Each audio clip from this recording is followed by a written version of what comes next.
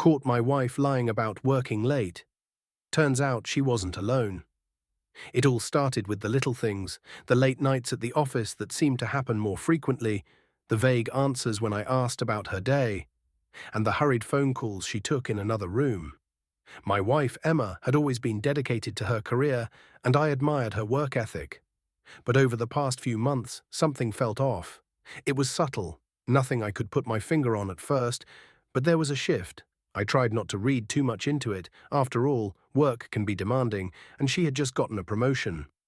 I convinced myself it was nothing, that I was being paranoid. But deep down, I couldn't shake the feeling that something was wrong. We'd been married for 8 years, and for the most part, things had been good between us. Sure, we had our ups and downs like any couple, but we had always worked through them.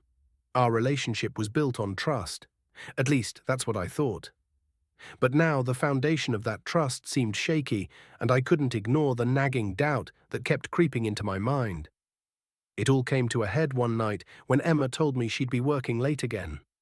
She had been doing that a lot recently, coming home well after dinner, claiming she was swamped with deadlines and meetings. I believed her at first because it made sense. She was in a leadership role, and that came with added responsibilities. But this time, something felt different. The way she avoided eye contact when she told me, the rushed explanation, it didn't sit right with me. That night, I couldn't stop thinking about it. I tried to distract myself, but my mind kept going back to Emma's behavior. I told myself I was overreacting, that I should trust her, but the doubt was relentless. Finally, I decided to do something I never thought I'd do. I would check up on her. It wasn't something I was proud of, but I needed to know the truth. I couldn't live in this state of uncertainty any longer. I waited until she left for work, and then, after a couple of hours, I called her office. I asked to speak with her, pretending I needed to drop off something important. Her assistant sounded surprised and told me that Emma had left hours ago. She wasn't in a meeting, nor was she working late. My heart sank. I tried to stay calm, thanked her assistant, and hung up the phone. I sat there staring at the wall, trying to process what I had just learned. Emma had lied to me. She wasn't working late, and now the question was, where was she? I spent the rest of the day in a haze, my mind racing with possibilities. Was she out with friends?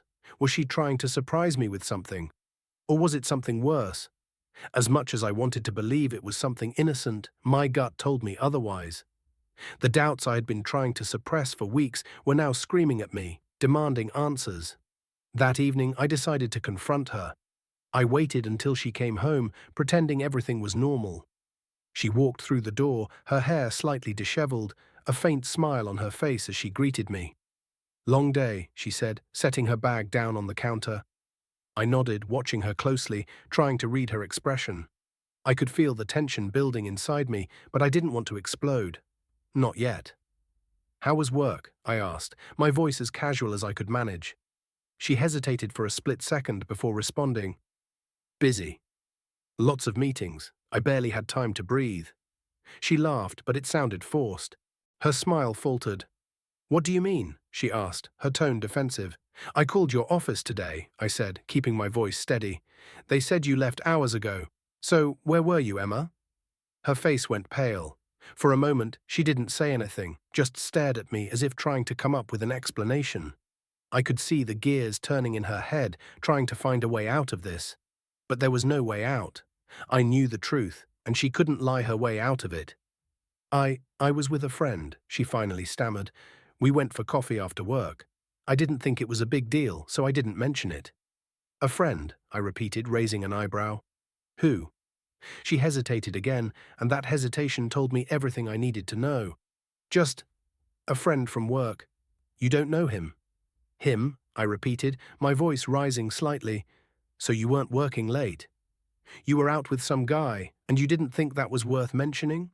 "It's not what you think," she said quickly, her eyes wide with panic. "We're just friends, I swear. We've been working together on a project, and we went out for drinks to unwind. That's all." But I wasn't buying it. I could see the guilt in her eyes, the way she avoided looking at me. "Why lie to me then?" I asked, my voice trembling with anger. "Why didn't you just tell me the truth?"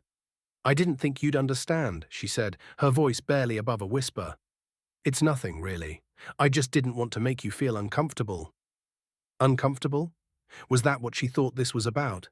I felt a surge of anger rise in my chest. Emma, you lied to me. You've been lying for weeks, haven't you? This isn't just about one night. You've been telling me you're working late, and all this time you've been with him, haven't you? She didn't respond. Her silence was all the confirmation I needed. My heart was pounding in my chest, and I could feel the anger boiling over. How long has this been going on? I demanded, my voice louder now. It's not like that, she pleaded. We're just friends. I promise nothing has happened. Do you expect me to believe that? I asked, shaking my head in disbelief. After all the lies. How can I believe anything you say?